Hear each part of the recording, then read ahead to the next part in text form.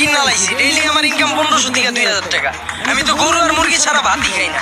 আর জিনিসপত্রের দাম বাড়লে কি ইনকামও তো বাড়ছে। কিভাবে? কিভাবে আবার কি, আগে রাস্তার ইমারত থেকে ওই মাথায় গেলে 20 টাকা লইতাম, এখন হলে 40 টাকা। ইনকামও বাড়ছে, জিনিসপত্রের দামও বাড়ছে। আগে তো পান্তা ভাতও জুটতো না, এখন তো গরু ছাড়া ভাতই খাই না।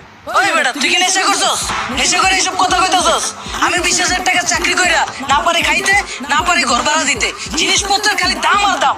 হালার ঘরে হালা, তুমি চাকরি করতে যে কাম করো 7 ঘন্টা, তোমার কি বেতন দিব 2 লাখ? যোগ্যতা নাই, আবার দোষ দাও সরকারের। তার মানে কি আপনি বলতে চাচ্ছেন সবাই জব বাদ দিয়ে রিক্সা চালাবে? অবশ্যই।